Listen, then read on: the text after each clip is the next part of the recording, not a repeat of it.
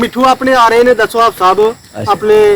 बहना भाई आ रहे ने ए साडे ने माला दे ने बहना एक रोड़ा की कहंदे ने गहरोड़ा ये साडे माले दे गहरोड़ा भी ने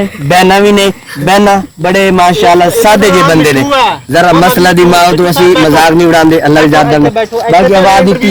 एवे जे माड़े बंदे ने भी कदी कदी ना रखना चाहिए खुश होना चाहिए सलाम लेने असि इन्हां नु भी चश्मा पहनावांगे इन्हां जिंदगी की चश्मा ना पायोगे आज असि चश्मा पवा के ना गल करांगे बहनो ना ऐने करना जो ऐने कर आराम ना बोल अपनी जेड़ी जिवें दी गल आंदी बोल दे बेटा उची बेटा बेटा ऐम कर मिठू अस्सलाम वालेकुम सलाम कर ऐन सलूट बात मुंह नाल भी बोले आप दसो हां अस्सलाम देख लो जी तुसी दी गुफ्तगू सुनी असि इथे भी मजाक बहुत नहीं बनाते बहुत अच्छी नाचते हुए तो सीना ना लान तैयार है क्योंकि अल्लाह दे निजाम है असि कुछ नहीं कर बाकी असि ऐनक बड़े से बाहर देखिए ना चेहरे दे इन भी YouTube ते चाड़ांगे इंशाअल्लाह।